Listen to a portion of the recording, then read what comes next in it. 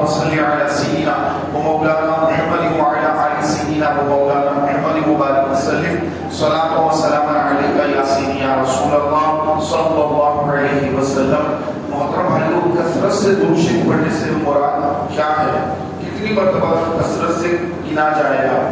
تو علماء نے لکھا کہ کم از کم 1000 مرتبہ یا 700 مرتبہ یا 500 مرتبہ یا 300 مرتبہ بھی اگر کوئی مسلمان روزانہ درود پاک پڑھے گا تو وہ کثرت کے ساتھ درود پاک پڑھنے والوں میں شمار کیا جائے گا. تو کم از کم اتنا کر لیں کہ چھوٹا سے چھوٹا درود ہی صحیح 300 مرتبہ کم سے کم پڑھنے کا اپنا معمول بنا لیں. اور ہمارے جو بزرگان دین ہیں، اسلاف ہیں، انہوں نے تو بہت زیادہ درود شریف پڑھا ہے. حضرت سیدنا امام اعظم ابو حنیفہ رحمۃ اللہ تعالی علیہ روزانہ 50,000 مرتبہ درود شریف پڑھا کرتے تھے. پھر نوافل الگ، قرآن پاک کا ختم الگ، پھر فقہی مسائل اس کے استنباط کرنا اور تفقہ یعنی فقہ مسائل حل کرنا، پھر یہ الگ. تو اتنی زیادہ عبادتیں ہمارے اسلاف نے کی ہیں. ہم کم از کم اتنا تو کر لیں کہ کم از کم روزانہ درود شریف کی کثرت ہی کر لیں. کہ ہو سکتا ہے اللہ تبارک و تعالیٰ ہمارے اس درود پاک کرنے کی برکت سے ہماری زندگی میں اللہ تعالیٰ برکت عطا فرما دے اور آخرت کا اللہ ہمیں صحت عطا فرما دے. ایک مرتبہ مل کر بآواز بلند درود پاک پڑھ لیجیے. اللہم صلی علی سیدنا و مولانا محمد وعلی آل سیدنا و مولانا محمد وبارک وسلم صلاۃ و سلام علیک یا سیدی یا حبیبی یا رسول اللہ صلی اللہ تعالی علیہ وسلم. محترم بھائیو، یہ مہینہ ذی قعدہ کا مہینہ ہے اور اس کے بعد کا مہینہ ذی الحجہ کا مہینہ ہے. اور حج کے لیے حاجیوں کے قافلے پوری دنیا سے مکہ مکرمہ کی طرف رواں دواں ہیں. جو مسلمان حج پر جا رہے ہیں، حج کر رہے ہیں، یہ بہت بڑی سعادت مندی ہے. نبی اکرم صلی اللہ علیہ وسلم نے ارشاد فرمایا جو حج کیا گویا گناہوں سے ایسا پاک ہوا جیسے اپنی ماں کے پیٹ سے گناہوں سے پاک و صاف تھا جب پیدا ہوا تھا. تو اس طرح اللہ تبارک و تعالیٰ اس بندے کو گناہوں سے پاک و صاف فرما دیتا ہے جو حج کر لیتا ہے. اور حج میں میدان عرفات میں 9 ذی الحجہ کو حالت احرام میں جب بندہ عرفات کے میدان میں پہنچنا ہے تو اللہ تبارک و تعالیٰ اس کے تمام گناہوں کو یعنی حقوق اللہ کو، نمازوں میں سستیاں کی، روزوں میں سستیاں کی، تو جو تاخیر ہے اس تاخیر کا گناہ معاف کر دے گا. لیکن نماز یہ معاف نہیں ہوتی ہے، روزے فرض روزے یہ معاف نہیں ہوتے ہیں، زکوٰۃ یہ فرض ہے، یہ زکوٰۃ یہ بھی معاف نہیں ہوتی. یہ 3 چیزوں کو چھوڑ کر جتنے اس نے گناہ کیے، اللہ کی نافرمانیاں کی، اللہ کو ناراض کرنے والے اعمال کیے، وہ سارے اعمال سارے گناہ اللہ معاف کر دے گا بجز نماز، روزہ اور زکوٰۃ کے. اگر کوئی مسلمان بھائی نماز نہیں پڑھتا، حج کر لیا ہے لیکن بے نمازی، حج کر لیا ہے لیکن رمضان کے روزے نہیں رکھتا، حج کر لیا ہے لیکن زکوٰۃ ادا نہیں کرتا، تو یہ حج کرنے کے بعد بھی اس کا گناہ باقی رہے گا، یہ معاف نہیں ہوگا. اس کے لیے اللہ تعالیٰ عز و جل کی بارگاہ میں قضا ادا کرنا ہوگا، توبہ بھی کرنا ہوگا، قضا ادا کرنا ہوگا. بچہ جب سے بالغ ہوا، جب سے لے کر اس کی جتنی عمر ہے اتنی عمر تک اس کی جتنی نمازیں بنتی ہیں وہ ساری نمازیں اس کو قضا ادا کرنا ہی ہوگا. اور جتنے رمضان اس نے پائے ہر رمضان کے روزے اس کو قضا ادا کرنا ہوگا، معاف نہیں ہوگا. مالدار تھا، پیسے والا تھا، زکوٰۃ فرض ہو چکی تھی، صاحب نصاب تھا، لیکن کنجوسی بخل کی وجہ سے، پیسے کی محبت کی وجہ سے اگر زکوٰۃ وقت پر ادا نہیں کیا تو معاف نہیں ہوگی، بلکہ جتنے سال کی زکوٰۃ ادا نہیں کیا اتنے سال کی زکوٰۃ کا حساب لگا کر زکوٰۃ ادا کرنا ہی ہوگا، معاف نہیں ہوگی. اور جب بندہ عرفات کے میدان سے نکل کر مزدلفہ پہنچتا ہے، مزدلفہ 10 ذی الحجہ کو جب مزدلفہ پہنچتا ہے تو اللہ رسول کا وعدہ ہے کہ مزدلفہ میں اللہ تبارک و تعالیٰ عز و جل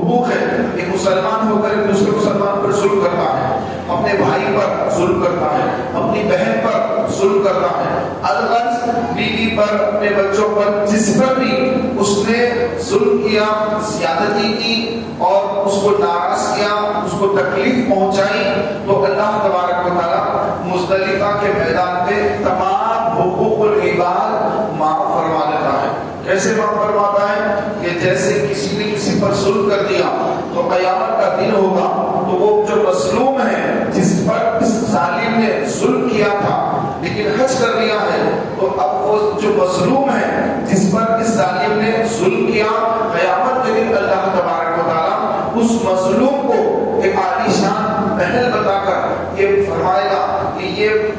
یہ محل بہت عالی شان محل، جب بندہ دیکھے گا تو عرض کرے گا یا اللہ یہ اتنا عالی شان جنتی محل یہ کس کا ہے، یہ کون اس کا حقدار ہے، کون اس کا مالک ہے، جنت میں یہ محل کس کا ہوگا؟ اللہ فرمائے گا یہ اس کا ہوگا جو اس کی قیمت ادا کرے گا۔ تو بندہ کرے گا مولا اس کی قیمت کیا ہے؟ تو اللہ تعالیٰ فرمائے گا کہ تو بھی اس کی قیمت دے سکتا ہے۔ تو بندہ کرے گا مولا میں کیا قیمت دے سکتا ہوں؟ تو اللہ فرمائے گا کہ اپنے اس مسلمان بھائی کو معاف کر دے، اگر تو اس کو معاف کر دے گا تو یہ عالی شان محل کا مالک میں تجھ کو بنا دوں گا، اس میں داخل ہو جا، اس محل میں داخل ہو جا۔ تو بندہ تس مذہب میں ہوگا کہ میں اپنے اس ظالم مسلمان بھائی جو دنیا میں مجھ پر ظلم کیا، میری زمین کھا گیا، میرے پلاٹ پر قبضہ کر لیا، میرے گھر پہ قبضہ کر لیا، میرے لاکھوں روپے کھا گیا، پھر مجھ سے لڑا، مجھ کو مارا، مجھ پر جھوٹے کیسز کو کیے، الغرض مجھے بہت تکلیف پہنچائی، لیکن آج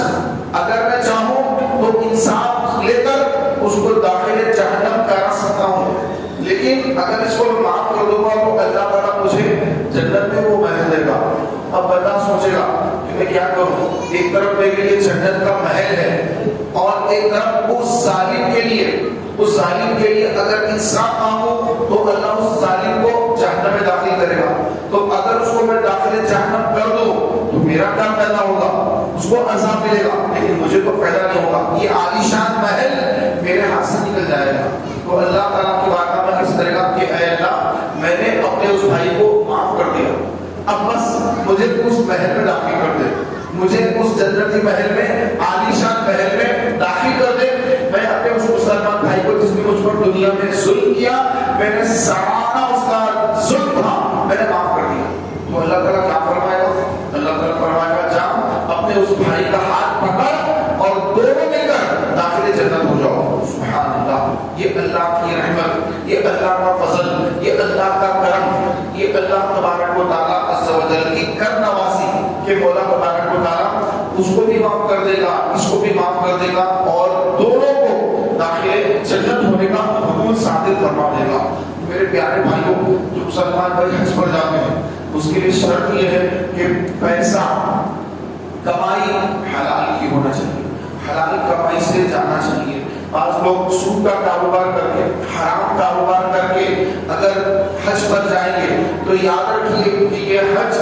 یہ کوئی قبول نہیں ہوگا، کیونکہ حرام کمائی یعنی کوئی بندہ شراب کا کاروبار کرے، سودی کاروبار کرے، نعوذ باللہ۔ آج کل ہمارے کئی مسلمان بھائی سودی کاروبار میں ملوث ہیں، پیسہ دیتے ہیں اور یہ سود کھاتے ہیں، مٹی لیتے ہیں، سود لیتے ہیں، انٹرسٹ لیتے ہیں۔ تو یہ سود کھانا،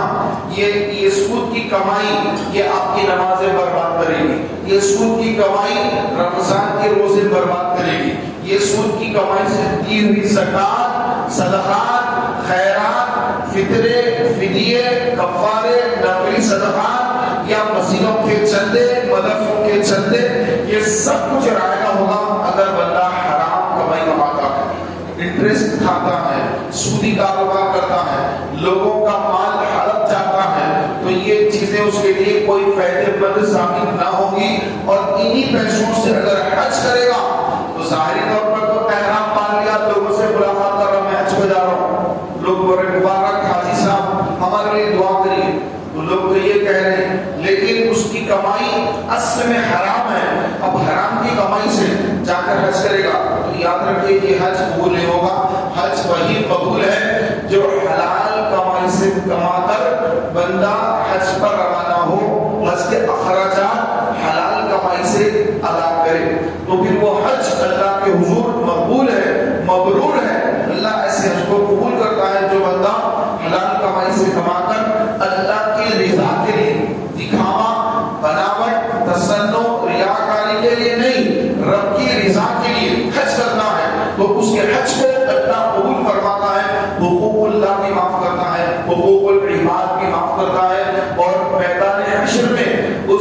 ایک منصب ملے گا اور اس کو کہا جائے گا کہ ابھی جنت میں داخل نہ ہو، رک جاؤ کہ ابھی لوگوں کی شفاعت کرو، کہ تم جتنے لوگوں کی شفاعت کریں گے تمہاری شفاعت قبول کی جائے گی۔ تو بندہ عرض کرے گا مولا کتنوں کی شفاعت؟ تو اللہ فرمائے گا 400 لوگوں کی۔ تم 400 مسلمانوں کی شفاعت کرو گے، 400 لوگوں کی شفاعت تمہارے بولنے پر، تمہاری شفاعت کرنے پر 400 لوگوں کو جہنم سے بچا کر ہم داخل جنت کر دیں گے۔ حاجی کو یہ مقام ملے گا میدان محشر میں۔ عام مسلمان جنہوں نے حج نہیں کیا تو وہ گناہوں میں زندگی گزارتے رہے، نہ نماز کے نہ روزے کے، بس گانے باجے، فلمیں، گالی گلوچ، جھوٹ بولنا، غیبتیں کرنا، چغلی کرنا، مار پیٹ، لڑائی جھگڑے، بس دنیاوی مال حلال نہ حرام، بس پیسہ کمانا ہے، دنیا کے اندر پڑے ہوئے ہیں اور اپنی آخرت کی کوئی فکر نہ کی۔ تو ایسے مسلمان میدان محشر میں جب پریشان پھر رہے ہوں گے تو میرے پیارے بھائیوں، اللہ جس کو چاہے گا وہ حاجی جب اس کی شفاعت کرے گا تو اللہ تبارک و تعالیٰ اس حاجی کی، کیونکہ ایک حافظ قرآن جس نے اللہ کے کلام کو حفظ کیا، عمل بھی کیا قرآن پر، قرآن کے مطابق زندگی گزاری، تو ایسے حافظ قرآن کی شفاعت اپنے خاندان کے 10 لوگوں پر اللہ اس کو قبول کرے گا۔ کہ کوئی بندہ حج کر قرآن حفظ کر لیا، اب اس کے گھر کے 10 افراد، خاندان کے 10 افراد، ان کی شفاعت کرے گا۔ حافظ قرآن ہے، 10 اپنے خاندان کے لوگوں کی شفاعت کر رہا ہے۔ ایک حاجی ہے، حج کر لیا، حج کتنے دن کا ہوتا ہے؟ 5 دن کا ہوتا ہے، 8 9 10 11 12، یہ 5 دن حاجی کے حج کے ہوتے ہیں۔ 2.5 دن احرام کا، 2.5 دن نارمل کپڑوں کا، اتنا ہی حج ہے۔ لیکن اس کے بعد اس سے پہلے جانا ہوتا ہے ایک مہینہ 40 دن، اس میں سفر میں نکل جاتے ہیں۔ مدینہ منورہ کے حاضری کی 8 دن کی حاضری بھی اس کے اندر شامل ہے، لیکن اصل جو حج ہے وہ 5 دن کا ہے۔ تو یہ 5 دن، یہ اگر کوئی بندہ حج کر لیا ہے، سبحان اللہ، میدان محشر میں اس کو اعلیٰ مقام ملے گا، اور عام مسلمانوں کی 400 لوگوں کی وہ شفاعت کرے گا، ان کا شفیع بنے گا۔ اور جو عالم دین ہے، العلماء وارث الانبیاء، یہ علماء جو ہیں وہ انبیاء کے وارثین ہیں، انبیاء کے وارثین ہیں۔ تو جو صحیح عقیدہ سنی علماء ہیں، بدعقیدہ علماء نہیں، جیسے گمراہ فرقوں کے علماء جن کو علماء سو کہا گیا، گمراہ علماء، تو گمراہ علماء نہیں، صحیح العقیدہ سنی علماء جو سرکار صلی اللہ علیہ وسلم کے سچے عاشق ہیں، عاشق رسول ہیں، سرکار کے چاہنے والے ہیں، گستاخی کرنے والے گمراہ فرقوں کے علماء کی بات نہیں، سنی علماء، صحیح العقیدہ سنی علماء جو ہیں، تو وہ جو صحیح عالم دین ہے، کل قیامت کے دن اللہ تبارک و تعالیٰ جب اس کو داخل جنت کرے گا، وہ جنت کے دروازے پر وہ رک جائے گا، فرشتے روکیں گے، تو عالم دین کہے گا کہ اے اللہ یہ فرشتے مجھے روک رہے ہیں، تو پھر اللہ تعالیٰ فرمائے گا کہ فرشتے تمہیں اس لیے روک رہے ہیں کہ تم اکیلے مت جاؤ، بلکہ تم لوگوں کی شفاعت کرو، کہ تم جنوں کی شفاعت کرو گے میں پتروں کی بخشش فرما دوں گا۔ سبحان اللہ۔ وہاں پر 10 400 کی کوئی قید نہیں، نہ 10 کی قید لگائی نہ 400 کی قید لگائی، کوئی قید نہیں لگائی اللہ نے، بس تم شفاعت کرو کہ تم جتنوں کی شفاعت کرو گے اتنوں کی شفاعت کو قبول فرماؤں گا۔ تو یہ علماء کا مقام ہے۔ آج علماء ان کی کوئی عزت نہیں کرتا، ان کی بے عزتی کرتے ہیں، ان کی توہین کرتے ہیں، طرح طرح کے ان کو تانے دیتے ہیں، لوگ بے عزتی بھی کرتے ہیں، طرح طرح کے جو نعوذ باللہ علماء کی بے عزتی توہین کی جاتی ہے۔ اعلیٰ حضرت امام اہل سنت اشاع امام احمد رضا خان فاضل بریلوی رحمۃ اللہ تعالی علیہ فرماتے ہیں کہ اگر کوئی کسی عالم دین کی توہین اس کے علم کی وجہ سے کرے گا تو اللہ تعالیٰ اس کو کفر پر موت دے گا، اس کا خاتمہ کفر پر ہوگا۔ جو ایک عالم کو اس لیے برا جانتا ہے، اس لیے حسد کرتا ہے، اس کی مخالفت کرتا ہے کہ اس کے پاس علم ہے، علم کی وجہ سے اس سے نفرت کرتا ہے، اس کی بے عزتی کرتا ہے، اس کی دشمنی دل میں پالتا ہے، سماج سے اس کو ایذا پہنچاتا ہے اس کے علم کی وجہ سے، تو اللہ تعالیٰ اس کا خاتمہ کفر پر کر دے گا۔ موت کے وقت اس کو کلمہ نصیب نہیں ہوگا۔ اسپین جب برباد ہوا، تباہ ہوا، اسپین کے اندر عیسائیوں نے جب مسلمانوں پر حملہ کیا تو اس سے پہلے مسلمانوں کے اندر یہ بات پھیلائی کہ علماء غلط ہوتے ہیں، علماء کی بات نہیں سننا، علماء غلط ہے، علماء کی بات غلط ہے، یہ ایسے ہیں، یہ ایسے ہیں۔ عوام کے دلوں سے علماء کی عظمت، علماء کا ادب، علماء کی تعظیم تکریم نکال دی گئی تو لوگ علماء کو گالیاں دیتے، ان کو برا بھلا کہتے، اور اس کے بعد جب علماء لوگوں کو سمجھاتے کہ اے لوگوں تیاری کرو کہ تم پہ حملہ نہ ہو جائے، تو لوگ علماء کا مذاق اڑاتے، یہ دیکھو یہ نئی نئی باتیں کر رہے ہیں، اس طرح کا مذاق اڑاتے۔ تو یہ علماء کا ادب دلوں سے نکالنا، یہ یہود و نصارہ کی اسلام کے خلاف لوگوں کی سازشیں ہوتی ہیں۔ یہ علماء کا ادب جب سے نکل گیا تو بندہ اب کس کی بات سنے گا؟ کیا اب ڈائریکٹ جو قرآن سے مسئلے سمجھے گا؟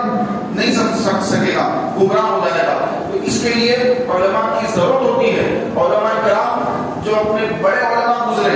ان کے مسائل کو دیکھ کر عوام الناس کو مسئلے بتاتے، مسئلے سمجھاتے ہیں۔ اگر آدمی کتاب کھول کر مسئلے سمجھنا چاہے تو نہیں سمجھ سکتا۔ اب ڈاکٹری کی کتاب ہے، MBBS کی کتاب ہے، کوئی کتاب پڑھ لے، ہاں میں بھی کتاب پڑھ لیا، اب میں کلینک ڈال لیتا ہوں، کتاب پڑھ لیا، MBBS کی پوری کتاب پڑھ لیا، کلینک ڈال لے رہا ہوں، آئیے میں سب کچھ علاج کر پہلے شروع کا دوا دوں گا، کوئی جائے گا اس کے پاس؟ نہیں بھائی، MBBS کی ڈگری ہے نا آپ کے پاس، کتاب تو پڑھ لی آپ نے، انگلش آتی ہے، کتاب تو پڑھ لی، MBBS کی ساری کتابیں پڑھ لی، اب کلینک کھول کر بیٹھ کے جناب تو کوئی جائے گا وہاں پر؟ بولے گا نہیں، وہ صرف کتاب پڑھ لی ہو، ان کے پاس کوئی ڈگری نہیں ہے، سند نہیں MBBS کی۔ سند ہونا، ایگزام میں پاس ہونا، اس کے بعد ہی وہ آتھینٹک ہے، وہ ڈاکٹر ہے، ورنہ ان کے پاس جائیں گے تو پھر وہ پتہ نہیں کون سا انجیکشن دے دیں گے، ایک ٹائم سمجھیں گے، انجیکشن دے دیں گے، دوائی لکھ دیں گے، اگر میں کھاؤں گا مر جاؤں گا، کوئی نہیں جائے گا ان کے پاس۔ لیکن یہاں یہ ہو گیا کہ لوگ جو ہے چند کتابیں پڑھ لیتے ہیں اور پڑھ کر جو ہے اپنے آپ کو بڑے علامہ سمجھتے ہیں، غلط مسئلے بتاتے ہیں۔ تو میرے پیارے بھائیوں، کوئی کتاب پڑھ کر کوئی عالم نہیں بن سکتا، کوئی کتاب پڑھ کر مسئلے مسائل نکال نہیں سکتا، جب تک کہ علماء حق، سنی علماء، صحیح علماء جب تک رہنمائی نہ کریں وہ بندہ گمراہ ہو جاتا ہے۔ تو اس لیے فرمایا گیا کہ علماء کرام جو ہے ان کی تعظیم کرے، ان کا ادب کرے، اور یہاں تک فرمایا بہار شریعت میں مفتی امجد علی اعظمی صاحب رحمۃ اللہ علیہ آپ نے یہ بھی لکھا کہ میدان حشر میں علماء شفاعت فرمائیں گے، اور پھر جنت میں جانے کے بعد لوگ علماء سے پوچھیں گے کہ مولانا ہمیں بتائیے کہ جنت میں تو آ گئے، اب یہاں پر جنت میں اب اللہ سے ہم کیا طلب کریں؟ وہاں پر بھی جنت میں جانے کے بعد بھی لوگ علماء سے سوالات کریں گے، ان سے پوچھیں گے کہ اب جنت میں ہمیں اب کیا کرنا چاہیے، اللہ تعالیٰ سے اور کیا یہاں پر مانگنا چاہیے۔ تو میرے پیارے بھائیوں، نہ صرف دنیا بلکہ جنت میں جانے کے بعد بھی لوگ علماء سے پوچھتے رہیں گے وہاں پر بھی۔ تو پتہ یہ چلا کہ ہم اپنے بچوں کو عالم بنائیں،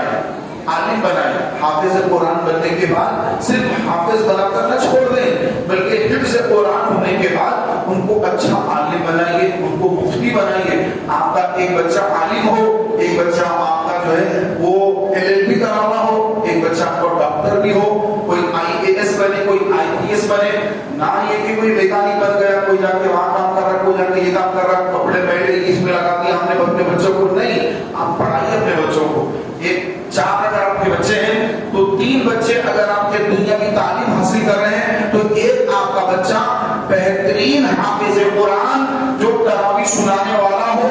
اور عالم دین ہو اور مفتی بنے، مکمل علم حاصل کرے، تاکہ گھر کے ہر معاملے میں ایک عالم دین گھر میں ہوگا تو گھر کے ہر معاملے میں وہ شرعی طور پر رہنمائی کرے گا، اور گھر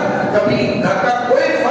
کوئی غلط کام نہیں کرے گا، اور صحیح طور پر شریعت پر عمل پیرا ہوں گے۔ اگر علم دین سے دور رہے، نہ دنیاوی علوم نہ دینی علوم، بس رات بھر دن بھر گھومنا پھرنا، ہاتھ میں موبائل آ گیا ہے اور اس کے پیچھے زندگی برباد کر رہے ہیں، تو میرے پیارے بھائیوں، دنیا کے اندر بھی ذلت اور رسوائی کے علاوہ کچھ نہیں ملے گا، اور آخرت میں سوائے افسوس کے کہ